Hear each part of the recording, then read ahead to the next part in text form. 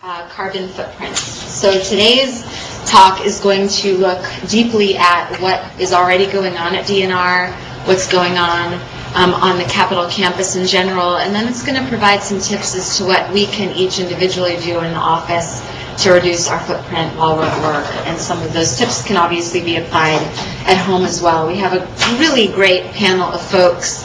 We'll start with Robert Hale. He's a program manager with McKinstry Energy Services. He's worked in the energy efficiency industry for 13 years, performing energy audits, energy engineering, and managing energy savings performance contracts. Woo! He's a registered professional engineer in Washington, a certified energy manager, and a lead accredited professional. His work has mostly been with state government, municipal, and school district facilities. This includes our own Capitol campus, and he'll be focused a lot on campus energy savings. Next, we have Bill Frare, one of our own, who has a Bachelor of Science in Civil Engineering, is a licensed professional engineer in California and in Washington. He's a current student in the Masters of Public Administration program at Evergreen and is expected to graduate in 2011. He worked for California's Department of Transportation for 10 years in LA, Lewis County here in Washington for 6 years. The last 2 as assistant county engineer, and has worked for 4 years as division manager for engineering and general services here at DNR. And he is the husband and father of 3 children. Yep. Yay! And finally, we have Ryan Frederick, also from DNR. I don't know if folks were able to read the climate change shout out last month that talked about how to reduce your footprint. Ryan is the fellow who has taken initiative to make those shout-outs happen. So shout out to him. It's going to be a great resource for staff on how we can have an impact, a positive one. Ryan's been working for DNR for 4 years as a construction project manager and ad hoc resource conservation manager. Since 2006, he's worked to optimize, track, and reduce DNR's facility-related energy usage, which he'll talk about today. He holds a BA in Business Management and Marketing from the Dept. In 2009, he received his LEED AP certification. So we have quite a tremendous panel here today. They'll each give their talk, and then if we could save questions for the end, they'll be available to talk at the end. So without further ado, welcome Robert. Thank you.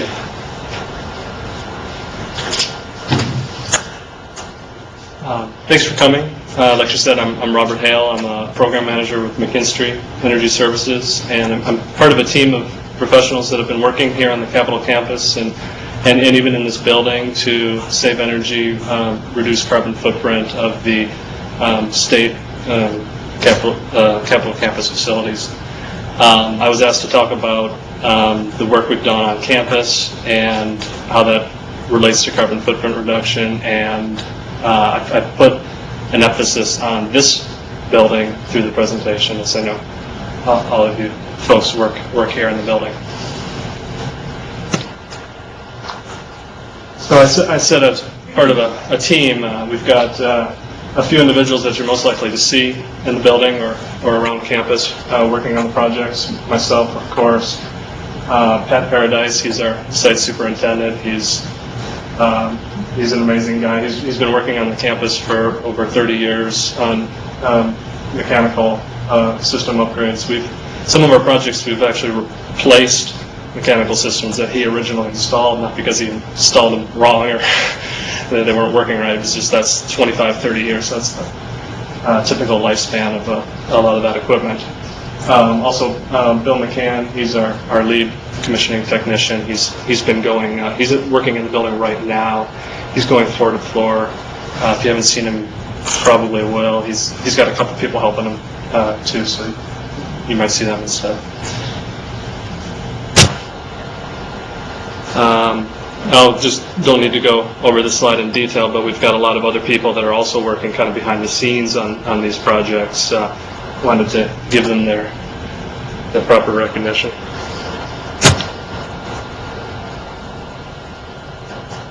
So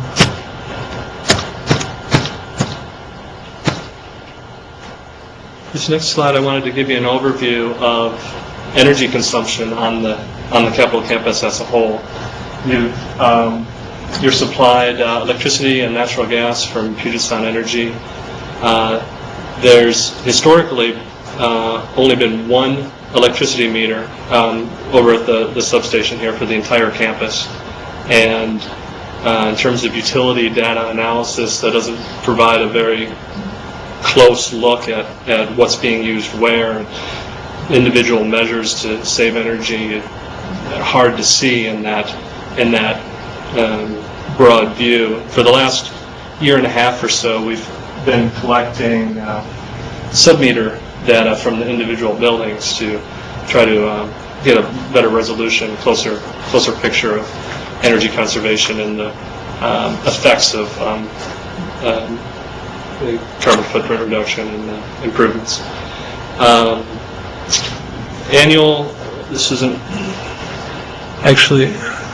This isn't quite right. Annual electricity usage is about 54 million kilowatt hours per year on campus. So, tremendous amount of electricity usage across campus.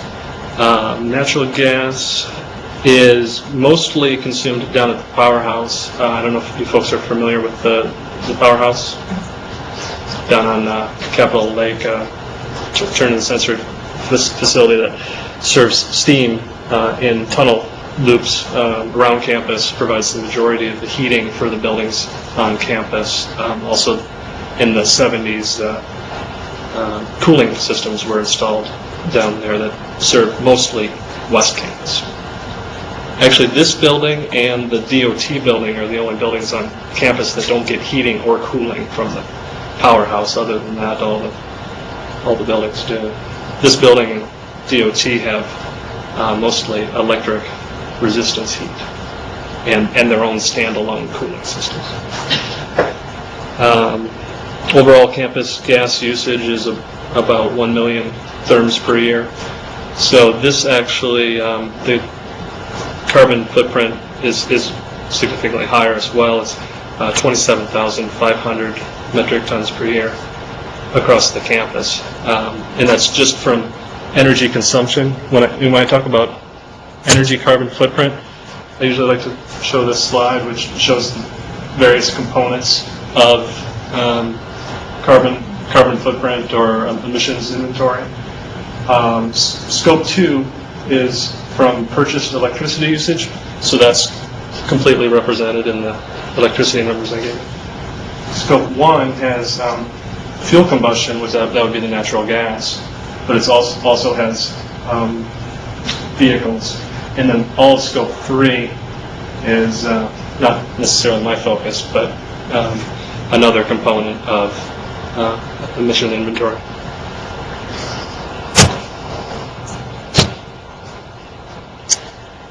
So next slide I wanted to show you is in terms of looking at a campus kind of in general, what can be done to have a major impact on energy usage and carbon footprint. Major targets from a campus perspective are heating systems, cooling systems, lighting, air distribution, and pumping. I included a couple of typical pie charts in terms of how electricity is broken out, mostly cooling, then lighting, fans, miscellaneous including plug loads and computers, and then pumps. And gas usage, majority space heating, domestic hot water, and kitchen.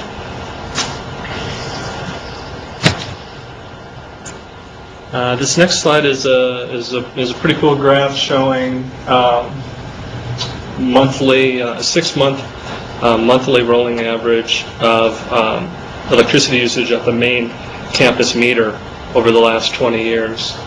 And when I talked about only being able to see major trends at the campus level, this is kind of what I mean. We've got a couple of major trends.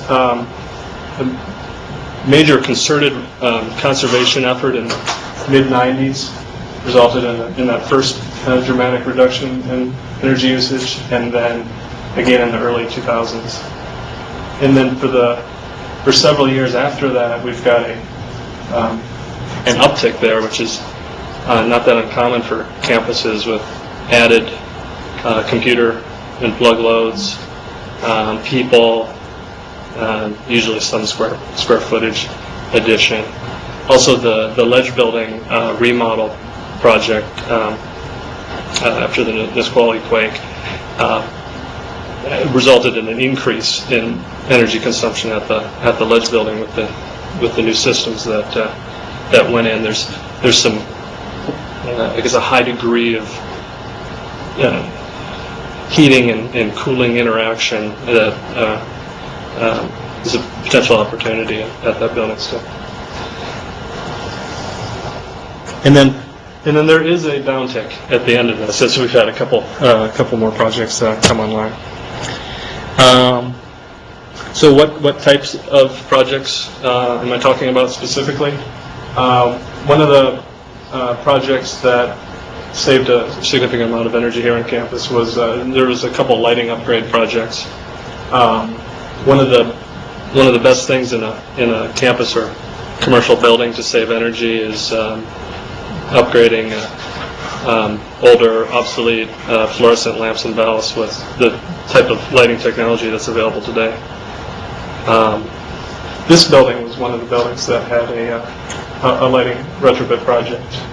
Resulted in 480,000 kilowatt hours a year in savings, and had a rebate from Puget Sound Energy of 140,000. What year was that? It was 2005, I believe.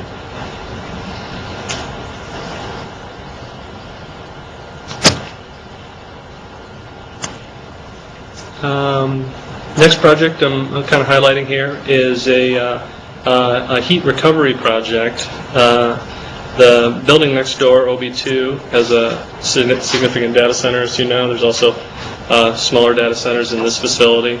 Data centers have concentrated computer loads that generate a lot of heat. That heat is typically eventually exhausted to the atmosphere. As part of this project, the heat from those data centers was captured, run through the heat exchangers shown here, and used to preheat the outside air that comes into this building. So in the winter time when it's cold outside and you bring in outside air, you've been getting free heating from the nearby data centers.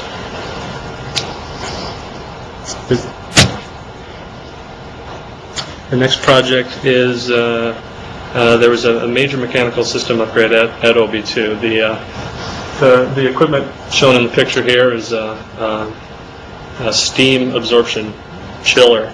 It uses steam to cool the building, which, as you can imagine, was not the most energy efficient way to do it. So this equipment was replaced, resulted in a significant amount of energy savings. Also, kind of a cool aspect of that project was that building exhaust was rerouted through the parking garage, so it got a lot warmer in the parking garage during that project. Kind of a waste heat source for the plaza garage. Next project was a solar photovoltaic installation on the ledge building itself. It's demonstration size solar PV project. Approximately the same electricity is generated by the solar panels that light the dome. So it's a renewable light source for the dome. There was also some in-kind contributions from the manufacturer of the photovoltaic panels, and a rebate from Puget Sound Energy for that project as well. Is there a plastic on that? Yeah. I guess I don't have that, but the electricity that's generated causes the meter to spin more slowly. So your each kilowatt hour that's produced by the panels, that's one less kilowatt hour that you pay for from the utility. I don't know what the total is, but it wasn't a lot. Honestly.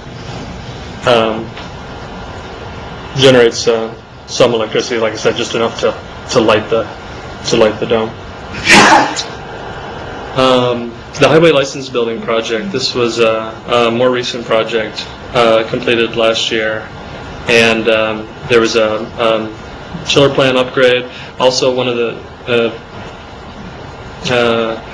from the terms of carbon footprint reduction side benefits of the project, there was major pressurization issues when the atrium was added that were able to be corrected as part of a fan replacement. New fans were more energy efficient, also corrected the pressurization problems. And there was a lighting retrofit component in that project as well. I mentioned the Powerhouse. There's been several projects down at the Powerhouse. New cooling equipment, chillers and cooling towers, and right now we're in progress with boiler plant, boiler controls upgrade down there. Also, recently completed project at the Employment Security Building. The week that it was in the 90s, actually was Tuesday of that week. The new chiller came online, and it was right in time, and kept the building cool easily and ran efficiently, and has been for the last few weeks. And then there's also a project starting up in this building. A couple aspects of the project. I mentioned the waste heat that's coming from the data centers. Well, plans are in place to offset that waste heat because, as you know, it's moving across the street when the new facility is complete, and so some of the existing infrastructure that was put in place to utilize the waste heat can be used to heat the building using heat from the Powerhouse. So typically heat from a central plant or natural gas-based heat is more cost-effective than electric resistance heat, which is the kind of the default heat source that you have here in the building.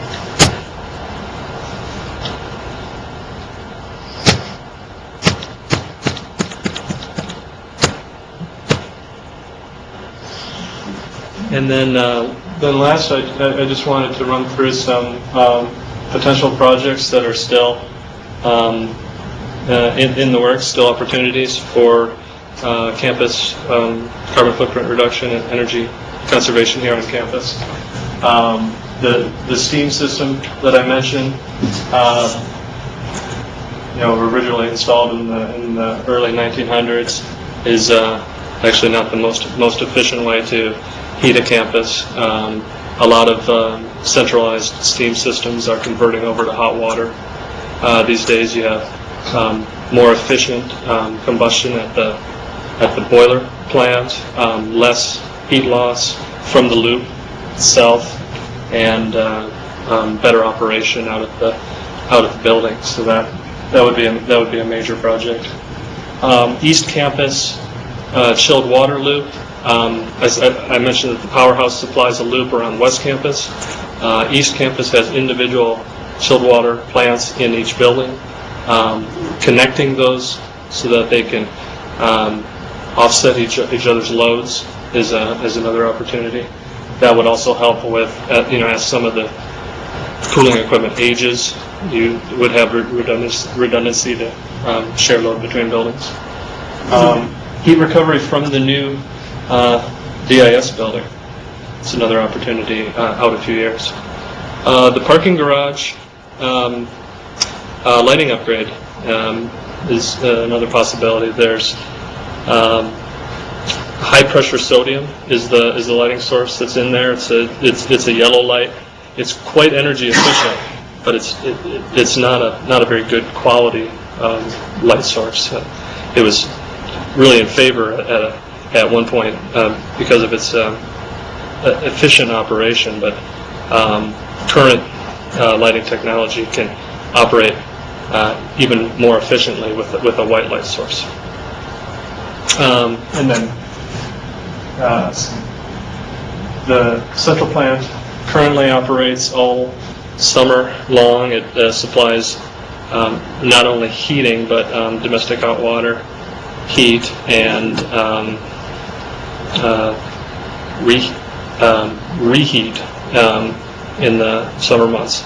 So when typical air handler systems or air distribution systems in a building, there's a main air handler. In this case, they're on the roof.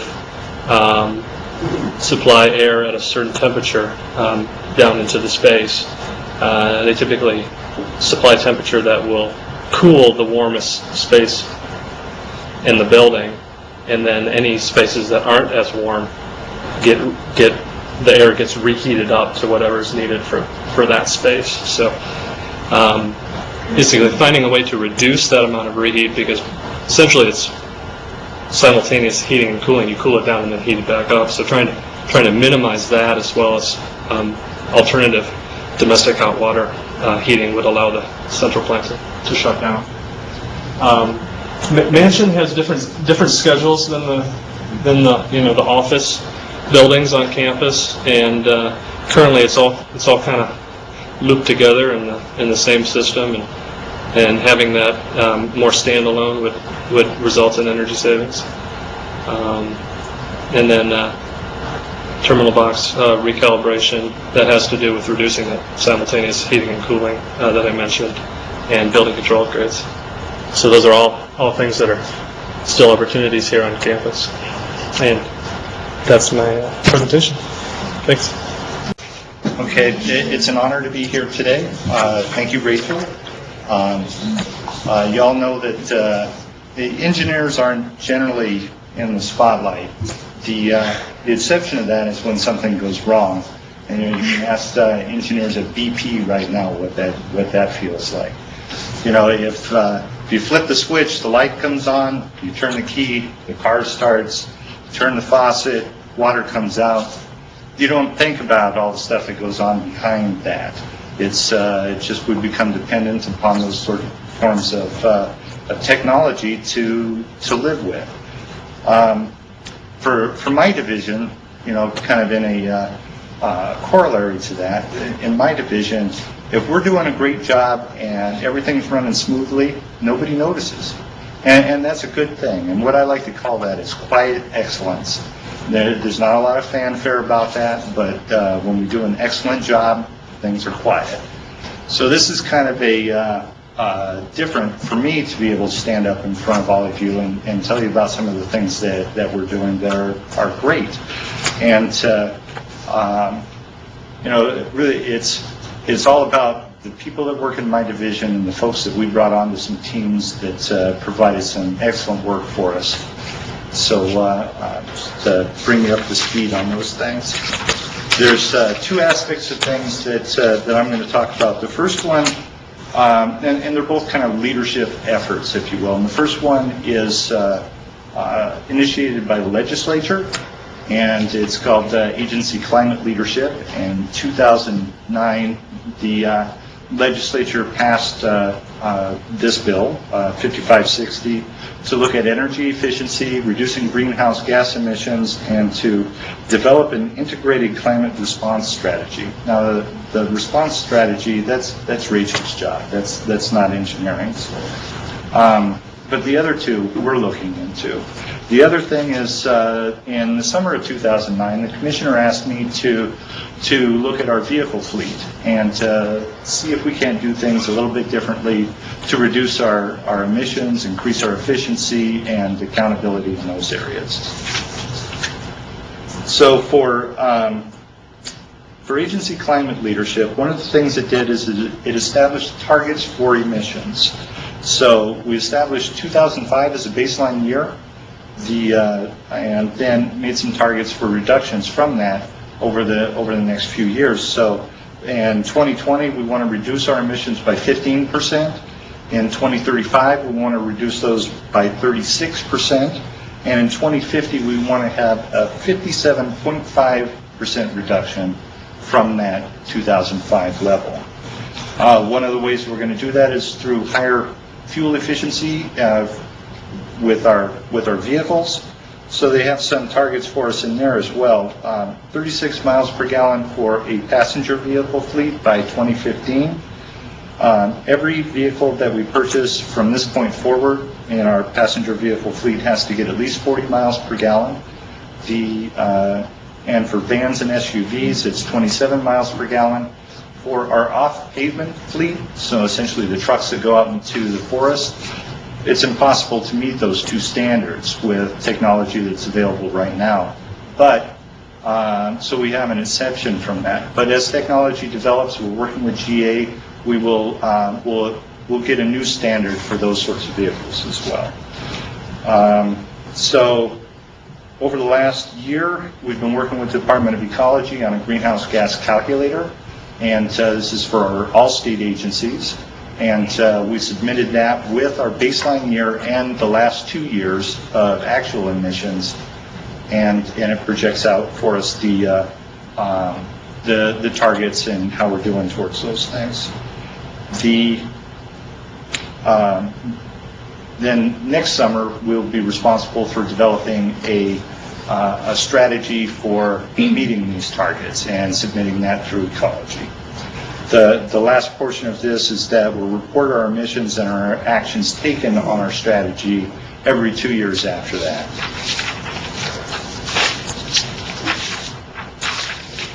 So this is the chart that comes out from the greenhouse gas calculator in ecology, and this BAU that's talking about business as usual. So the blue line here, starting with our baseline at 2005 and projecting out over years, they're assuming a gradual increase in what our business as usual emissions would be. The red line for 2005 and then for years 8 and 9 are actual emissions that DNR has reported and calculated. After that, the target reductions take over, and it shows where those targets need to go. One of the important things that I need to show out is that we're a little bit below our business as usual right now because of some of the actions that our agency has taken, facilities has taken to reduce greenhouse gas emissions. So I also wanted to say this is going to have some thanks to a few people because, again, the division is pretty quiet. But Dan Reichel and Roy Hasuko from Equipment Services developed all of the fleet information for this, and Ryan Frederick, that you'll hear from later, and Dennis Flynn helped with all of the facilities aspects of that information. So for the fleet vision, this started off with a conversation between the commissioner and myself. And he started asking me some tough questions. He says, do we have the right vehicles in our fleet? Are they the most fuel efficient and cost effective? Are they, the least greenhouse gas emissions? Is our fleet the right size? Is it composed of the right vehicles? And I said, I think so. And he said, that's not good enough. And so from that, I developed a new definition for a word that I thought they understood, and that's accountability. And for me, accountability meant that you take responsibility for doing something, and if something goes wrong, it's my fault, and I take the consequences of those actions, and I work towards creating a solution to those problems. And that's still a good definition, but there's also a second part of that that comes into accountability from the accounting aspect of things. So to develop an account, you have to justify your business needs and document those things in a fashion that's sufficient to prove to a third party, like OFM or the commissioner or the citizens of Washington State, that we've actually done our job. And so that portion of accountability is a big part of the efforts that we've gone through over the last year.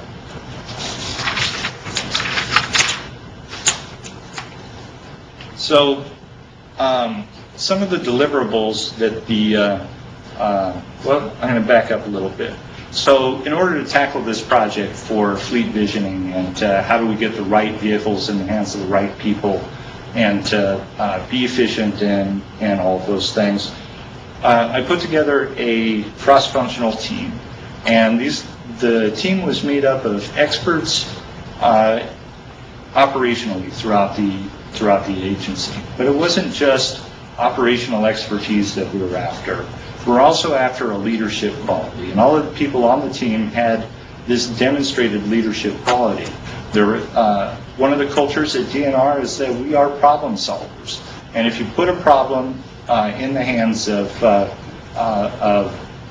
our agency, we go out and we solve it. And so we frame the problem, we got the right people on the bus to solve the problem, and they set about doing this work. So the first thing that we did was we looked at our agency and started to define the transportation needs that we have. And we began by doing this by position. So we looked at a forester, we looked at a forest practice forester, we looked at what the aquatics program was doing. We looked at all these classifications and we rolled up what our transportation need is.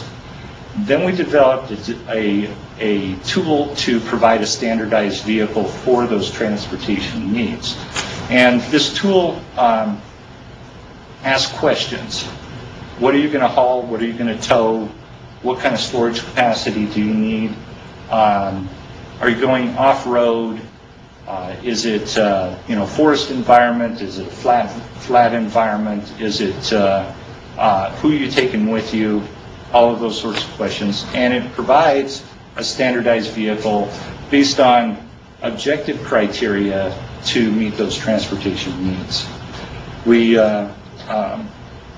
then developed a motor pool checkout system, because just because we assign a vehicle to the forester that meets his needs, that's one aspect of things, but we also have a large motor pool fleet. So we've got a new checkout system as well. So when you go see Will over at the motor pool, we'll be asking similar questions and trying to provide, again, the best vehicle to meet the transportation need. We developed data collection efforts. So at the end of the month, we know what the vehicle use is, both by the number of days and by miles traveled. And we can use that documentation to help us determine how large our fleet needs to be and which vehicles are being used, overused, underused, and we can make adjustments over the year. And the last aspect of things is that OFM has a certification process. And we've developed all of this with the end result in mind to provide for that OFM annual certification. So we take all of our data, we roll it up by category, and we demonstrate, this is that accountability, then we demonstrate to a third party that we're in compliance with best business practices and OFM's requirements. So here's some of the things that we've done. And mind you, the Fleet Vision effort isn't out yet. It's going to go live on August 1st, but we still have some results to be able to show. So in 2005, we traveled about 10 million miles, and that went up steadily for a few years to 11.5 million miles, and then we dropped down to less than 10 million miles again. One of the motivators for that was economics. We needed to drive less. We needed to have less cost impact because of our transportation. And this reduction is in large part due to efforts made by the regions and field staff to be a little bit more conscious of where they're going, how they're getting there, and things of that sort. So great big applause for them. The next chart converts the first one into gallons. So 2005, we had 700,000 gallons, increased steadily throughout 2008 to almost 800,000 gallons, then drops back down to almost the same as it was in 2005. And that's primarily due to, again, the reduced mileage that we've been traveling. Now, the vehicle matrix, this last column, we can get an additional savings by driving the right vehicles. So as we apply the vehicle matrix to make a determination about what's the most fuel-efficient vehicle for our transportation need, we can drop that down by another 40,000 gallons per year. And this one, you're saying that if you had done some additional evaluations for this allocation of vehicles, you would have had that much additional savings. Is that what the far right column shows? The far 2009 estimate. Yes. So the work that the fleet visioning team did developed an objective tool to be able to pick an appropriate vehicle to meet that transportation need. We haven't bought those vehicles yet, but once we do, if we traveled the same number of miles, we would see a further reduction. So your bar graph showing 600,000 up, so actually it's long. Yeah. Excel. So next slide, please. So another aspect of things is the type of vehicle that we're going to drive. So I imagine that this isn't too easy to see from the audience, but there's 4 charts here. The first one's for sedans, second one SUVs, third one pickups, and then for vans. And it's showing essentially the same information as the previous 2 graphs, except for it's shown in miles per gallon. So for our sedan fleet, we're averaging about 32 miles per gallon over the last couple of years. If we apply our matrix and get hybrid vehicles and all of that, that jumps up to 46 miles per gallon in the future. So same for SUVs, we're averaging 18 or 19 miles per gallon. We buy hybrid SUVs and it jumps up to 26 miles per gallon. The pickups, 14 or 15 miles per gallon, but the vehicle matrix is still playing a role in all of this because the number of pickups that we need pursuant to this new tool is about 75 less than what we're operating right now. So the folks that are driving pickup trucks, getting 14 miles per gallon, will be driving one of these higher mileage vehicles. Then vans, we see a modest increase, and that's due to industry standards and things like that increasing. So more on a global level, our average miles per gallon is between 17 and 18. Over the last few years, we apply our matrix, it jumps up to 22. So globally. A different legislative target that's not part of these two, but it's something we've been working on over the last few years, is increasing our percentage of biodiesel in our diesel fuel fleet. The target is 20%. In order to provide 20%, that's not really commercially available in the quantities that we need, but we're doing better at it. And we can see a significant increase over the last few quarters. In 2008, it was 1%, and in the first quarter of 2010, it's 11.3%. So we're seeing a significant increase. So results, and again, like I was saying, the fleet vision effort goes live next month. So that's when we begin with the data and all of those sorts of new policies and procedures. But in the meantime, because of the efforts of the people on our staff, we've seen a decrease in 1.7 million miles traveled. From that, we've saved 75,000 gallons of fuel, which means $225,000 less in fuel costs, which means, and a second aspect of that is that we've reduced the size of our fleet by 125 vehicles. Now, if you think about that, so what? It's a big so what.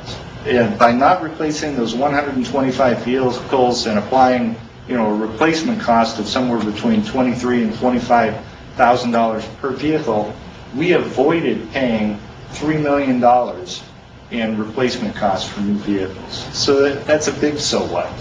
And the last thing is that by driving less, we've reduced our emissions for the agency by 650 metric tons of carbon dioxide equivalents. And there's more to come. So this is a project that I'm very excited about. A lot of good people on board helping make it happen. And the next slide, please. These folks are all involved in the fleet visioning effort. And I'm going to read them off because nobody can see them up there. Kay Fulvik was our facilitator and project lead on it. Without her drive and direction and focused effort, the project wouldn't be near as complete as it is right now. Pam Adams, Roy Henderson, Lori Bergvall, Rex Hapola, Jane Seymour, Randy Acker, Todd Welker, Albert Castle, Deb Chamberlain, Brad Littlefield, Brian Richardson, Jim Morgan, Dan Reichel, Roy Hasuko, Sherry Godin.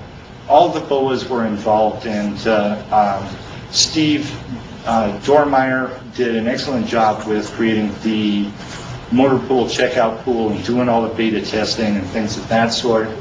And we also got a lot of support from IT as well. Dave Wisher working on SharePoint applications for us to help collect the data, and Mark Fullerton and Ray Chang providing for us support within the FASTER system, which is our fleet management system. So efforts by a lot of people to make a big difference, and I'm very proud to be part of that. So thanks. Thank you.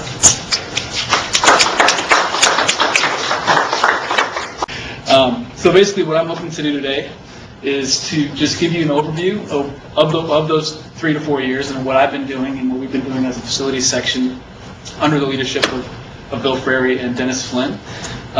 When I was brought on, that was all part of my job description, kind of, like I said, ad hoc resource conservation manager is what one of the titles that I've been dubbed, whether voluntarily or not.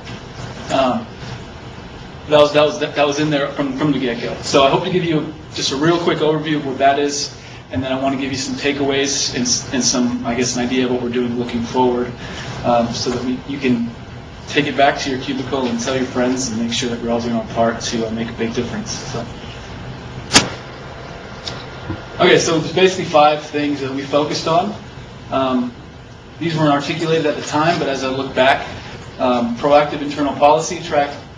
Basically, that's how are we gonna think proactively in terms of what we do within our agency. And this dates all the way back to 2006. Now, these policies, the legislation that came through, actually wasn't even really in front of us until 2008.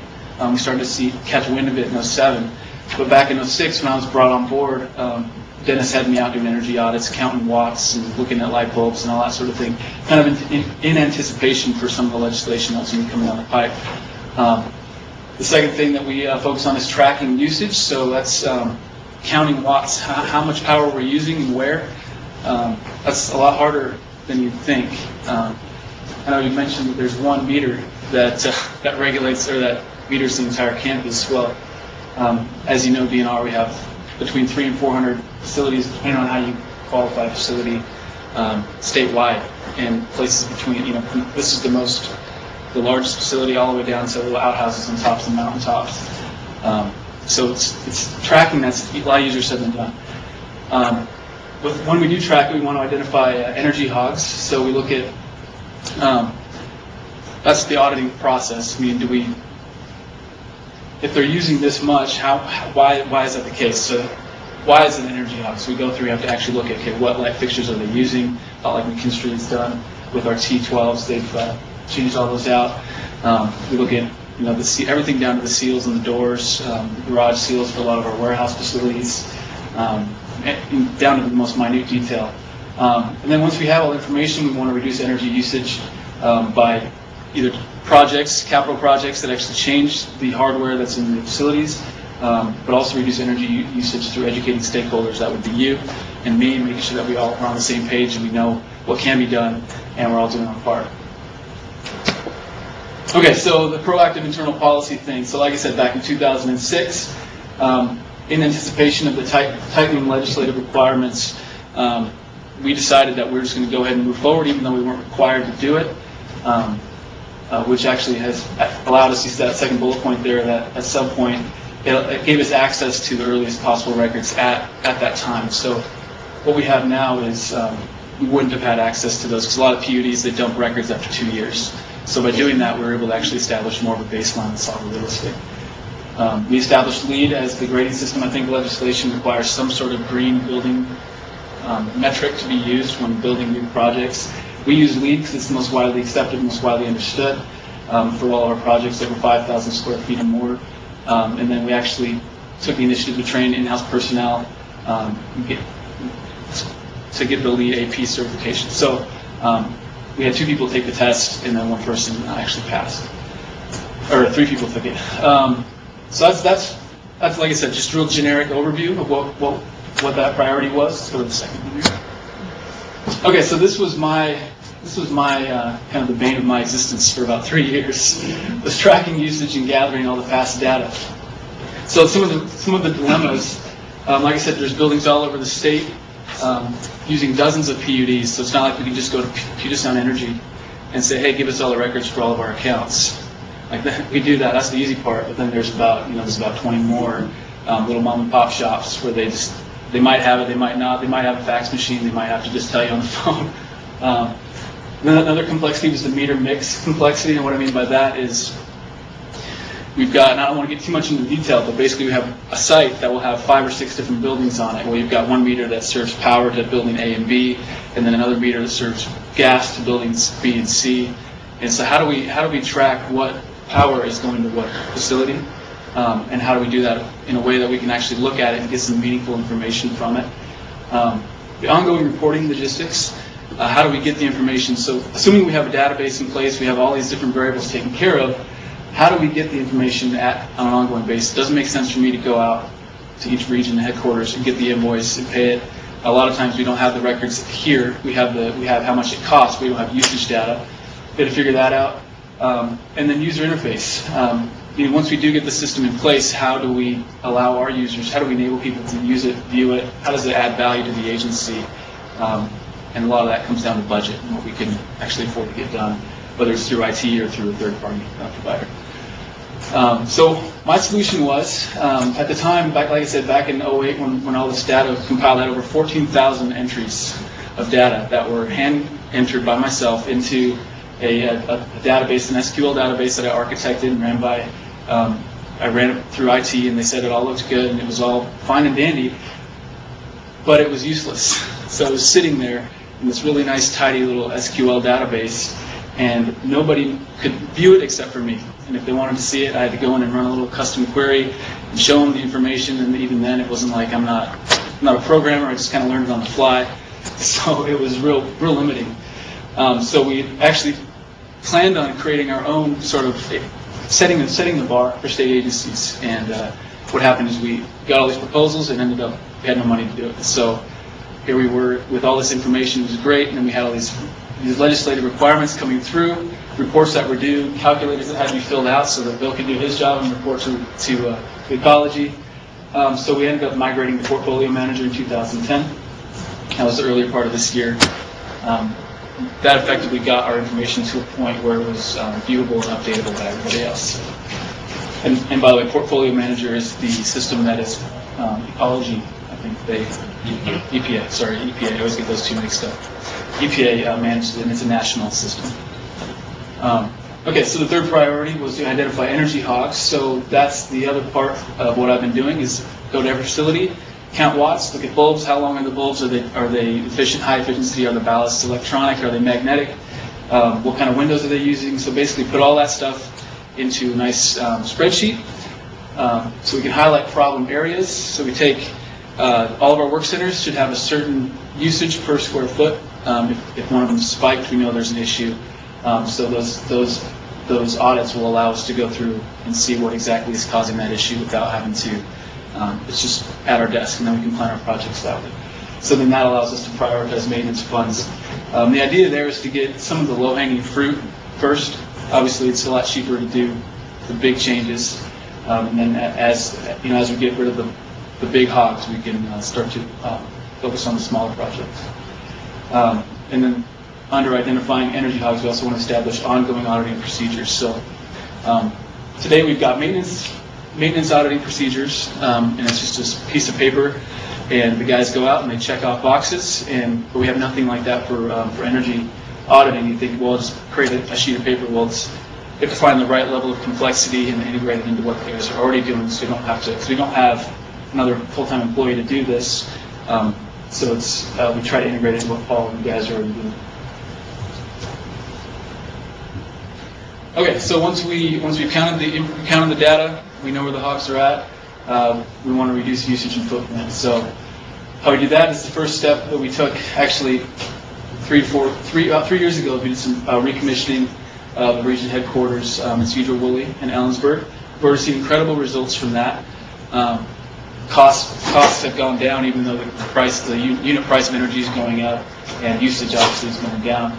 We did preliminary recommissioning kind of scope assessments of Castle Rock and Uniclaw.